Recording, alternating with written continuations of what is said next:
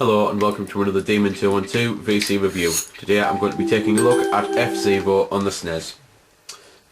Racing game, for those who haven't played, similar to Wipeout. It pretty much started the futuristic races, however there's no weapons on it.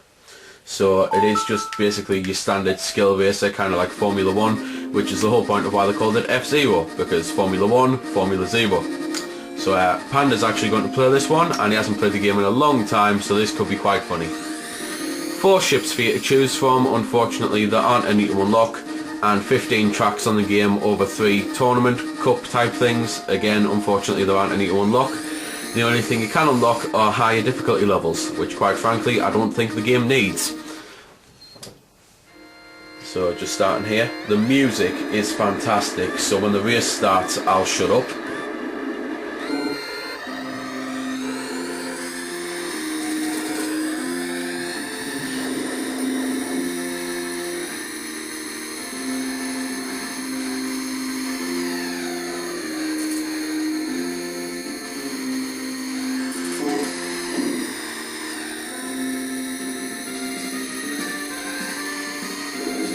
As I say, music's fantastic. You'll get loads of different pieces as you go along, which is great. The whole point of the game, as I say, is to race. You have a power meter, which is actually your energy meter.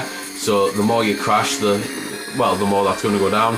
At the end of every lap, just before the lap timer, sometimes just after the lap timer, then you get these energy bays here, which Panda's using now. They'll basically fill up your health, so sometimes you'll need to stay in them for a long time, other times a quick drive through there. So you're good to go. At the end of every lap, and just waiting until he's on a straight, there is actually a turbo. Oh, he's decided to use it now. You can hit a turbo, you get one at the end of every lap. It just basically makes things a hell of a lot easier for certain parts.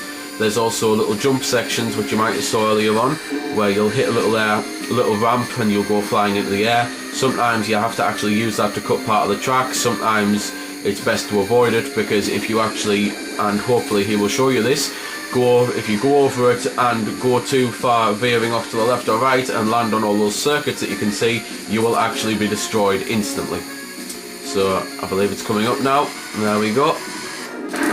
See, completely dead. You have to start the race again.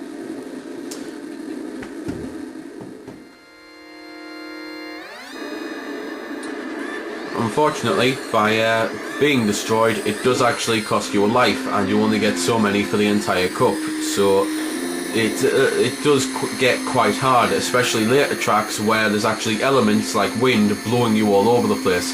So if you hit a jump and a gust of wind picks up, then it could throw you into those circuits. Not much really to be said about this, because as I say, it's just your standard racer. You have got air brakes, however, which help you go around your corners. So they're pretty cool and that, and basically you've got your left air brake and your right air brake, something to help you take the tighter corners. But other than that, there's no items on it, and there's not much else on the tracks. Although memory has just reminded me there is a track or two every now and then where you have to avoid a minefield, which is quite fun. There's mines all over the place, you're flying around, and if you hit one, it'll send you flying into another. So you really have to be careful on those sections. Using the turbos, not wise at all. You'll end up getting flung from one mine to another into a wall, and you'll end up being blown up inside a few seconds. Also at the end of every lap, you might see over in the top left corner you've got a score, and you've got a rank, which is basically your position, and you've also got a safe number.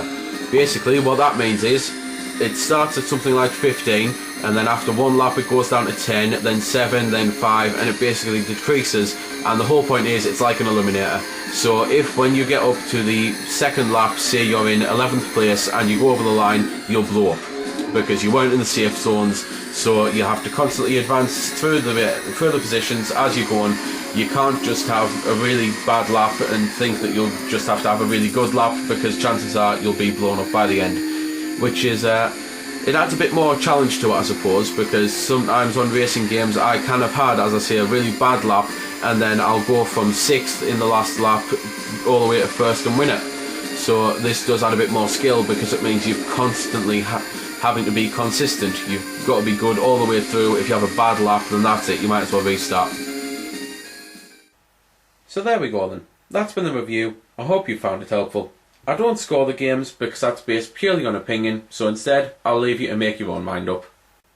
So thanks for watching, and if you've got any questions about the game that I didn't answer in the vid or that hasn't been answered in the comments, then feel free to ask and I'll help if I can. Also, if you did find it helpful, don't forget to check out my channel because there's plenty more like this up there, and don't forget to subscribe because there'll be plenty more to come as well. So until next time, this has been Demon212, signing off.